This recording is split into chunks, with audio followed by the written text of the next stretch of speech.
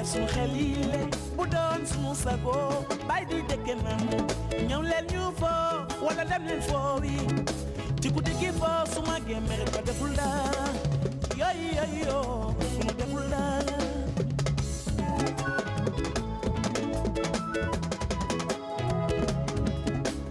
gone lañu ci gëmul leen lu dul li ñuy dégg saa yu ni xale lañu te xamuñu leen lu dul li ñuy jëkk def suñu xel yi le bu doon suñu sago bay di dëkke nan ñëw leen ñu foo wala dem leen foo ci ku dëkki foo su ma gémmee ko deful dara yo ku mu deful dara danga nangu jàng ngir màgg jàngal leen déglu ngir màgg mën digli jàng ngir màgg bañ rëccoo danga nangu jàng ngir màgg jàngal leen déglu ngir màgg mën digli jàng ngir màgg bañ rëccoo di bañ ku la deful dara yo ku mu deful dara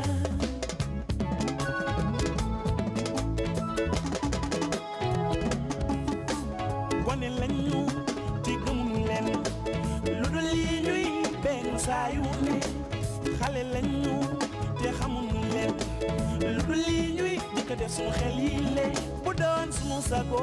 bay di dëkke man ñëw leen ñu foo wala dem leen foo wi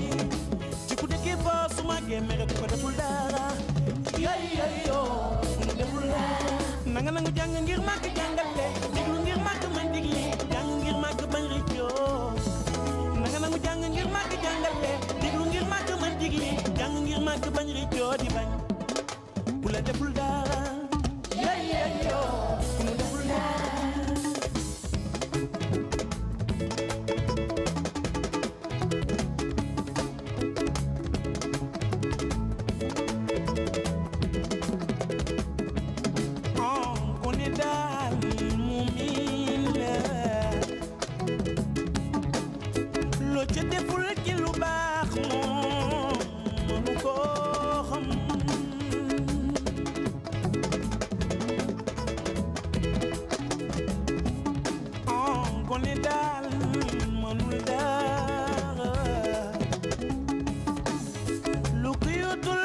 jot moom mënu ko jot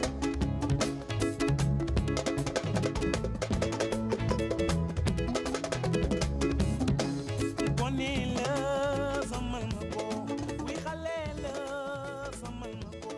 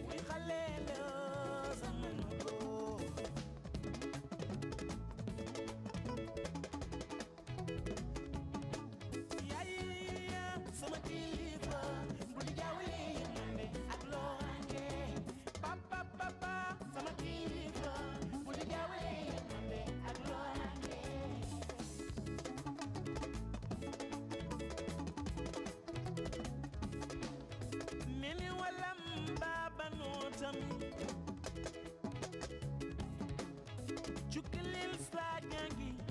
slanum naftaro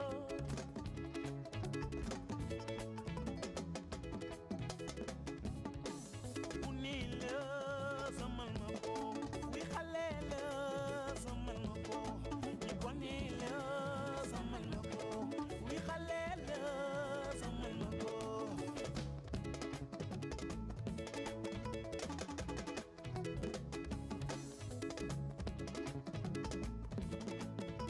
Oh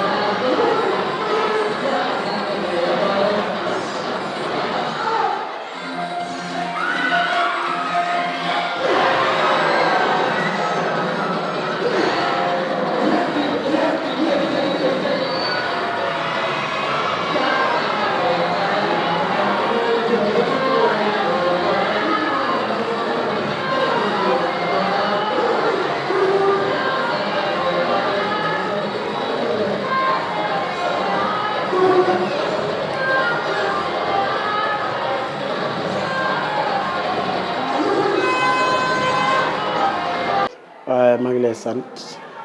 maa ngi lay fay. bon école bi groupe les pédagogues mi ngi sosoo en 1986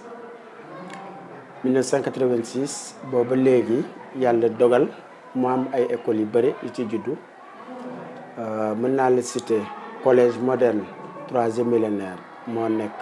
Parcelles bii muy groupe scolaire les pédagogues HLM Grand Yoff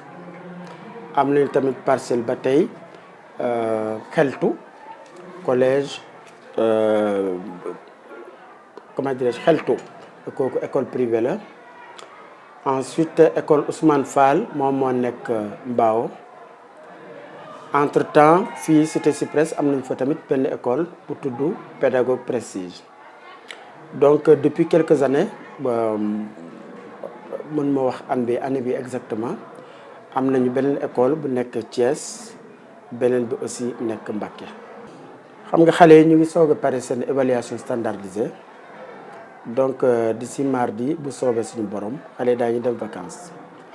en général bari ñu dem vacances dañ leen organiser benn fête bu ndaw ñu mën a foo parce que dañuy nekkoon ci concentration bu mag a mag pour mën a préparer seen évaluation standardisée pour collège bi ak mu tuddati ci composition du premier trimestre pour tout tànk yi donc di CI au CM2. donc jaadu na bu ñu paree seen composition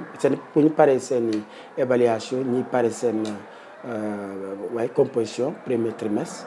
donc ñu mën leen may ñu foo mooy li nga gis noonu ci cours bi. comme parents yi fi indi seen doom yi yan satisfaction la ñu am ci yéen. waa li ma ci gën a wax mooy école bi ñu ngi góorgóorlu bu baax surtout ci kaaraange xale yi. que dañ ciy góorgóorlu bu baax à l'élémentaire par exemple récréation bu jotee maître yëpp ay génn ci biti di leen xool aussi école bi d'une manière générale boo xoolee classe yi yaatu na cours bi yaatu na amul benn ay rukurukaan noonu ci école bi amul donc ce qui fait que xale yi vraiment ñu ngi ci sécurité. bu ñuy dugg classe dañuy rang taxaw en rang pour bañ a buuxante bi ak yooyu. bu ñu génne tamit noonu dañuy rang pour taxaw en rang pour bañ a buuxante am na xale yoo xamante ne fu ñuy dëkk xaw na sore tuuti donc ràññee nañ leen de telle sorte que bu ñu génnee du leen bàyyi ñibbi ñoom kese dañuy toog xaar ba seen waajur yi ñëw récupérer leen soog a dem. léegi ñi nga xamante ne seen mag yi parce que école bi en fait souvent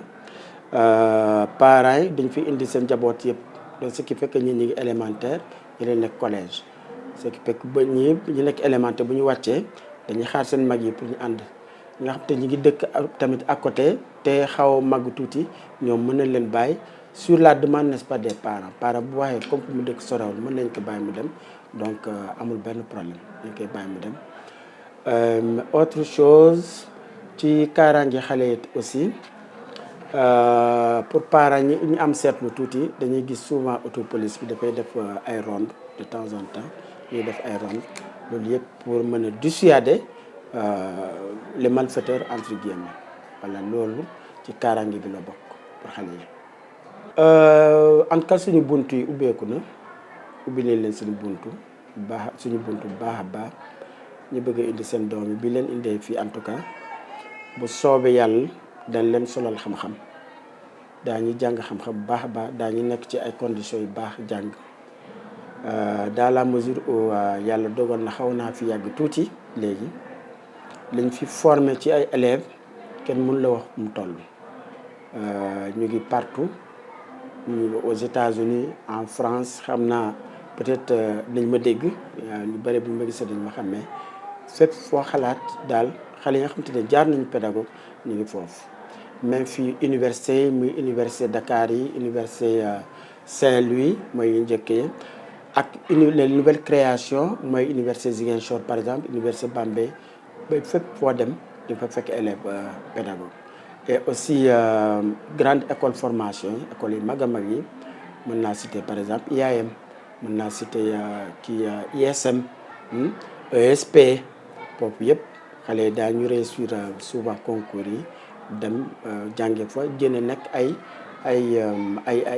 ingénieur ou bien leneen lu méngoo ak loolu. D'ailleurs fii parmi la sécurité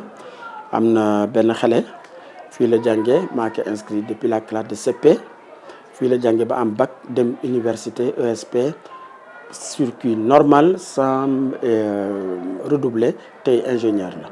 bokk na ci ñi nekk ci sécurité bi parce que ci taekwondo la bokk. waa tout à fait ñi ma xam nañ ne xale yi daal samay xarit lañu donc danaa faral di fo ak ñoom parce que aussi xale noonu la il faut nga intégrer ko di fo ak moom di waxtaan ak moom di naxante ak moom mais loolu teewul ñu bàyyi la ñu def leen neex loolu amul. donc façon li may fooyee ne ak moom c'est pour ñu am lu ñu ma ruusee de sorte que bu defee dara boo ko wooyee ci pet waxtaan ak moom di nga gis day am cersa te dootu ko defati dootul defati par exemple ay yeneen erreur ak yooyu donc loolu la. Un dernier message pour tàggatoo. Voilà, un dernier message sinon remercier leen kermesse bi nag ñun ak benn structure buy évoluer dans l'événementiel structure bi muy tudd Kermesse Tour donc ñun ñoo ko organisé wandoo di leen remercier bu baax a baax ci ñu choisir suñu école pour mu nekk benn expérience donc première expérience la. gis ngeen xale yi ñëw nañu en masse yaakaar naa ne vraiment ñu ngi foo. autre chose remercier tamit kilifa yi mooy ba en fait man du ma directeur bi directeur dafa voyager moi c'est monsieur Tende je suis conservateur de formation. voilà remercier DG bi directeur général bi monsieur Niass parce que biñ ko waxee ñu permettre nañu mettre ñu dans de bonnes conditions pour lii mën a am pour que xale yi mën a au moins tey nekk entre ñoom mën a fo ak yooyu. donc pour rappeler aussi ci école bi am na dojo ñaari dojo benn dojo karaté ak beneen dojo taekwondo loolu tamit bokk na ci formation xale yi. voilà su ngeen indee seen doom yi muy ngeen leen ko inscrire soit taekwondo ou bien karaté loolu yëpp am na fii. donc am na fi ay tout tànk tamit ñoo xamante ne depuis nekkee xale ñu ngi ci dojo soit karaté ou bien taekwondo ba ni nekkee tey ay mag tey dañuy ñëw sax souvent di jàppale seen i maîtres yi maître bu amul jot xale yoo xamante ne fii lañ jàngee karaté wala taekwondo ñoom ñooy ñëw di leen jàppale donc ci liggéey bi donc ñu kontaan ci loolu di leen remercier yéen tamit Dakar Buzz liggéey bi ngeen def rafet na trop donc ñu ñaan yàlla mu gën a jëm kanam. ba léegi fu may jeexalee mooy message bi may lancé xale yi c'est vrai ñu ngi ñëw dem vacances jàng nañu def nañu seen composition ñale def seen évaluation standardisée cela ne veut pas dire que bu ñu demee vacances léegi këyee dañ koy tëj définitivement vacances dina xaw a yàgg d'ici le 5 la ñuy ñëw donc il faut ñu continuer di xool seen cahier parce que collège bi bu ñu ñëwee on va programmer les compositions du premier semestre excusez-moi premier semestre donc il faut ñu jàng ñu góorgóorlu classe examen aussi ñu gën a góorgóorlu bu baax a baax ba résultat yi baax lañu bëgg merci. asalaamaaleykum vraiment kermesse bi moom c'est venu au bon moment parce que presque nous venons des évaluations surtout pour les petits enfants donc période bi laajte na tuuti un peu de distraction xale yi moom. vraiment kermesse bi moom ñu ngi ci kontaan bu baax a baax en tout cas c'est une réussite totale hein. waa xale yi moom xam nga xale moom dafay yéeme parce que souvent c'est des enfants qui changent un peu de cadre 6e yi dañu jóge élémentaire ñëw collège donc c'est tout à fait différent parce que fale dañu tàmm di am benn maître classe bu nekk fii ils ont presque 6 à 8 maîtres n'est-ce pas. donc le fait que ñuy changer heure ak yooyu ça peut déstabiliser et tout n'est-ce pas mais loolu ñu ngi leen di jéem a adapté ci situation boobu. à part ça au point de vue discipline c'est pas évident parce que les enfants à un certain âge il y a ce qu'on appelle la crise d'adolescence donc surtout waa 4e ak 3e dañuy kii trop ils sont très très actifs très mobile, n'est-ce pas?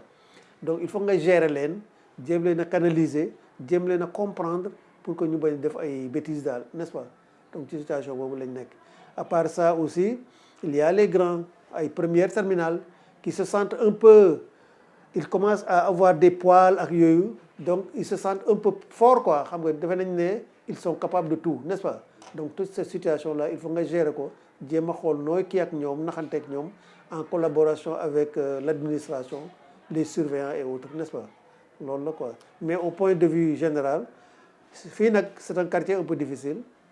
c'est une école très difficile parce que nous sommes presque, tous nos élèves viennent des quartiers périphériques, surtout la banlieue, ay Grand Yoff, ay Cité Millionnaire, n'est-ce pas, ay Arafat, est-ce que tu as vu? Donc c'est des quartiers vraiment difficiles moo tax toutes sortes d'élèves dañu am fii, n'est-ce pas, des élèves ñoo xam ne bëgguñu jàng seen parents yi dañ leen di forcer peut-être, mais c'est des élèves qui ne sont pas motivés, n'est-ce pas? Voilà, élèves yoo xam ne dañoo éducation boo xam ne dafa yéeme. Donc c'est à nous maintenant de voir, d'essayer, n'est-ce pas, d'être au juste milieu. li parents bi mënul ñu jéem koo régler à notre niveau pour que xale yi daal jéem a topp surtout discipline bi ak yar bi, n'est-ce pas? Yar bi moom dañ ci insister beaucoup. Man gan laa fi ren laa ñëw, mais ce que j'ai trouvé c'est un peu difficile, mais j'essaie quand même avec les surveillants ñu jéem a trouver ay solutions pour école bi dox correctement. En tant que directeur école bi des fois nan ngay comporter xale yi ndax xale nañoo nekkal ou bien. waaw xale yi neexuñu kii, mais nag en tant que directeur xam nga nous on est avant tout des éducateurs, n'est-ce pas? Ay éducateurs lañu, ay pères de famille lañu, donc les enfants c'est nos enfants, donc il faut que ñu naxanteeg ñoom, bien qu'il y a des gosses souvent difficiles, mais il nous appartient quand même. Man li ma leen di wax mooy surveillants yi bu ñu amee cas bu compliqué rek nañ ma ko indil ma jéem a waxtaan ak xale yi. Moi personnellement je suis très regardant et très conciliant avec les enfants. Man daal li ma sama méthode de gestion mooy ne pas être très violent avec les enfants, mais leur parler, n'est-ce pas? boo leen waxalee rek wax leen ne seen parents yi effort yi ñuy def di fay war ngeen ci am tuuti conscience pour topp njàng mi bu baax a baax. Ok, comme dernier message tey boo doon lancer lan ngay lancer comme xale yi ñoo ngi jëm fête. waaw, le dernier message que je lance aux enfants, surtout qu'à l'approche des fêtes, c'est quand même de ne pas penser que les fêtes c'est pour ignorer les cahiers, bàyyi cahiers yi fële di fo am na certes, parce que les fêtes aussi c'est très important dans le déroulement scolaire, n'est-ce pas? Dans une année scolaire, les fêtes c'est pour un peu changer de cadre, dégraisser, parce que xale yi di jàng tout le temps baaxul. Donc il faut ñu may leen tuuti fête ñuy toog di yeewu peut-être 9h wala 10h di jàng tuuti n'est-ce pas, di fo, n'est-ce pas? Ça leur permettra au retour peut-être ñu amaat tuuti n'est-ce pas, esprit boo xam ne dina leen permettre ñu continuer année scolaire bi correctement. maa ngi leen di fay Maodo Malick. Madame Thioye tey ngeen organiser kermesse pour waajal fête bi. ñu bëggoon nga dikkal ñu ci kermesse bi naka nga ko dundee rek. waaw maa leen di remercier Dakar Buzz comme d'habitude suñu partenaire depuis le début ñu ngi ak yéen, donc ñu ngi leen di remercier bu baax. Tey nag ñu ngi woon école des pédagogues HLM Grand Yoff, donc ñu ñëwoon fii doon organiser suñu 4e kermesse tour, di leen remercier ñoom vraiment ci seen collaboration bi ñu accepté ak def ko ak ñun. Donc ñu nekk école boo xam ni école bu ñëpp xam la Sénégal, ku xam école les pédagogues xam leen ci xarañte macha allah. Donc ñu am ouverture bu ñu permettre ñu ñëw fii organiser ak ñoom kermesse bi di leen ci jaajëfal vraiment. Xale yi aussi jàpp ci staff bi, seen directeur bi monsieur Sarr aussi ñu koy remercier, monsieur Teneng. Voilà, moom aussi jàpp ci bu baax, sonn ci lool, nelaw guddi nelaw bëccëg, jiite xale yi monsieur Touré, ñoom ñëpp vraiment madame Diop bu primaire bi ñu ngi leen di remercier ñoom ñëpp. Vraiment mu nekk journée boo xam ni tey sonn nañu, mais vraiment am nañ ci satisfaction totale parce que xale yi ñu ngi ci suuf, ñu ngi fo, ñu ngi kaf, ñu ngi ree, vraiment amuñu lu dul satisfaction daal tey kontaan nañ ci trop et vivement la deuxième édition parce que xam naa ni que on va travailler encore avec eux parce que vraiment comme ni nga ko waxee rek Kermesse Tour bi suñ ko tàmbalee dañuy xalaat def ko concours ci biir élèves yi ci biir école yi plutôt nga xam ni école bu ñu def suñu paree defaat beneen au finish dañ koy def benn concours général boo xam ni à Dakar wala dans les régions comme ni nga ko waxee suñu projet ci la bokk ñu dem dans les régions su ko defee suñu paree au finish pourquoi pas décembre prochain incha allah def benn concours général xool école bi nga xamante ni moom moo am meilleure participation ñu décerner ko prix voilà. seen nañ benn affaire aussi ci kermesse bi gis nañ ni benn école la boo xamante ni xale yi fiy jàng dafa mel ne duñ jënd lekk de lépp ci école la. waaw quand même comme xam naa ni que monsieur Sarr ak monsieur Teneng war nañ la ko expliquer pédagogue ça date pas d'aujourd'hui école bu yàgg la am na si ñoo xam ne ni am nañ ci ay doom sax yuy jàng si école bi donc ça date pas d'aujourd'hui xarañteem si pédagogie ñëpp a ko xam xarañteem ci organisation ñëpp a ko xam am nañ cantine scolaire si suuf macha allah dem nga fa sànq donc week-end bi dafay tëj mais xam naa ak kii bi kermesse bi moo tax pour permettre aux autres participants de travailler avec nous mais ku xam école bi xam ni lépp fii la discipline totale macha allah donc c'est pas un choix fait au hasard moo tax vraiment ñu ngi leen ci remercier bu baax aussi te di leen ci ñaanal ñu am continuité boobu macha allah. dañu gis aussi benn complicité buy dox entre élèves yi ak professeurs yi. waaw loolu moom c'est normal comme je l'ai dit tantôt monsieur Teneng contribué na ci bu baax il a toujours fait preuve de professionnalisme fait preuve de compréhension xam ni xale yi ku leen yore il faut nga am patience il faut nga comprendre leen c'est pas donné à tout le monde et c'est pas facile parce que dafiy nekk ba yenn heures yi donc guddee wàcc teel ñëw booster xale yi vraiment des fois mu tapé martoom la yore su tapé rek xale yi tasaaroo donc am nañ boobu complicité seetlu naa ko et duñ def lu dul encourager ko voilà parce que loolu moom xale yi ñeme nañ la ñemewuñ la soo bëggee kaf ak ñoom soo leen nee non ñu xam ni nee nga non aussi vraiment macha allah ñu ko si félicité bu baax vraiment pédagogue moom chapeau à eux macha allah. avant dernier mot ñi bëgg indi seen doom yi fii lan nga leen di wax. bon xanaa ñu ñëw vraiment man j'ai une nièce ici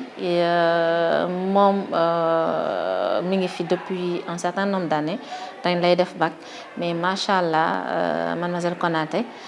gis nañ ci moom itamit macha allah discipline ci école bi la fi jëlee na fi moom itamit ay résultats yu baax ñu ngi koy suivre vraiment daal pédagogue et puis avant moom il y avait ses sœurs yoo xam ne ñoom itamit fii dañuy jàngee ñoom it ñuy def seen activité professionnelle parallèlement ay ingénieurs ak lu ne jóge na fi donc mënuñu def lu dul encourager parents d'élèves encore une fois ñu ñëw ci école bi te xam ni vraiment buñ ñëwee duñ ko rëccu ndax ñun liñ fi gis dal na xel daal vraiment. Dernier mot. Voilà. Dernier mot comme on a dit ci suñu yeneen édition yi Kermesse Tour lii moom mooy objectif am bégal xale yi téye xale yi les week-ends et donc comme on a dit rek loolu suñu ay projet à l'avenir ci la bokk xale yi dootuñu talati dem fenn fu dul week-end ñu jot ñu ñëw bégal leen soit ci école yi soit ci quartier yi lieux publics yi voilà loolu moom mooy suñu mbébét ñu ngi ñaan yàlla mu mottali suñu yéene vraiment téye xale yi ba nga xam ne ni duñu talati lenn lu dul bu week-end jotee ñu ñëw dans un cadre boo xam ni seen parents yi su leen fi indee seen xel dina dal parce que des fois parents yi bu vacances jotee sax la plupart du temps bu vacances jotee que ce soit Noël wala leneen dañuy am problème fu ñu yóbbu xale yi et donc loolu moom mooy suñu xalaat mooy suñu mbébét ba nga xam ne ni vraiment ñoom dinañ am xel bu dal bu vacances jotatee tous les week-ends moom lañu bëgg ñu ngi ñaan yàlla yombalal ñu ko ba nga xam ne ni chaque week-end ñu organiser dans un lieu benn espace boo xam ne dina permettre xale yi ñu ñëw parents yeeg ñëpp ñu bëggee suñu paree dem le lendemain kuy jàngi voilà loolu daal mooy suñuy projet et puis voilà di remercier ñëpp nag suñu staff Kermesse Tour di remercier suñu partenaire encore une fois les pédagogues ci seen collaboration vraiment rafetlu nañ ko ñu ngi leen ci remercier di remercier aussi Jamalou suñu partenaire yi ñu yore ci restauration bi vraiment di remercier xale yi jàpp nañ ci di leen ñaanal xale yi tey ñooy doon magi ëllëg une réussite totale ci seen étude di leen wax ni nañ continuer vraiment góorgóorlu su ëllëgee seeni parents mën a kontaan ci ñoom ndax ñoom ñooy doon magi ëllëg vraiment un merci à tout le monde mënuñu lim suñu limee juum monsieur sama monsieur aussi duma ko fàtte au passage parce que doo lay jël ndox suñu yegsee ba fii jàpp na si bu baax monsieur Thioy di ko remercier moom aussi bu baax macha allah famille yoom sama famille tout le monde daal ku lim juum ñu ngi remercier encore une fois Dakar Buzz yéen moom yéen a si jàpp dès le début voilà ñi ngi ñaan yàlla yéen tamit fa ngeen bëgg yegg ngeen yegg fa te yàlla la fa leen cat macha allah donc grand merci à tout le monde et puis voilà à très bientôt incha allah ñu ngi wax aussi que balaa ñu koy fàtte am nañ benn kermesse boo xam ni ñi ngi ko war a organiser le 8 janvier fële Talibou Dabo voilà mooy centre handicapé yi moom la ñu war a def le 8 janvier incha allah foofu xam naa ni que dinañ leen gis ñu ngi ñaan aussi ngeen ñëw comme d'habitude rek soutenir ñu ci événement bi muy centre boo xam ne nii ñëpp xam nañ ko ñoom itamit ci xarañte xam nañ leen ñoom itamit ci mën li ñuy def ci bëgg xale ñoom itamit ñu accepter collaborer ak ñun accepter def seen jour arbre de Noël ak ñun vraiment kontaan nañ daal encore une fois ci ñëpp vraiment di leen jox rendez-vous le 8 incha allah rabbi centre Talibou Dabo ngeen ñëw soutenir ñu parce que c'est une kermesse boo xam ni à but non lucratif la c'est-à-dire que kermesse boo xam ni du ñu am entrée lépp lu ñu fay indi ce sera pour les enfants lépp lu ñu fay indi c'est pour bégal xale yi ñu ñëw ñu kaf ñu foo ñu ree macha allah donc vraiment ñu ngi leen ci xaar di def appel à don aussi parce que suñuy dem dañuy yóbbu ay un certain nombre de besoins bu centre bi soxla yóbbul xale yi cadeau vraiment dañuy yóbbu suñu doole xaaruñu fa dara yaakaaruñu fa dara lu dem pour bégal xale yi donc on se donne rendez-vous là-bas inchallah et encore une fois merci. Sans oublier notre partenaire de taille muy waa Tampico di gërëm Mama franchement un grand merci à Tampico seen équipe Mama seen animateurs yi parce que non seulement ñoom du ñu yam ci indil la matériel du ñu yam ci indil la seen paki mais dañ lay booleeg animateur ñoo def teew jàpp ci bés bi taaral bés bi jëmal bés bi vraiment mu nekk ñoo xam ne ni professionnel lañu vraiment ça a été un plaisir de travailler avec vous ñu ngi leen di gërëm di leen sant di wax xale yi bàyyi leen jus yi nag ngeen ñëw ci jus Tampico yi ndax Tampico yor na ko merci beaucoup vraiment un grand merci à vous chapeau. merci Tampico merci ci liggéey bi merci soutien bi kermesse bi neexoon na grâce à vous amoon na ay jus yu ndaw yu mag démb sax amoon na occasion naan ci benn te franchement c'était très bon man gëjoon naa naan Tampico sax waaye ma ko commencé naan moom fi mu ne mënatuma kaa bàyyi merci beaucoup et bon travail bon courage à vous.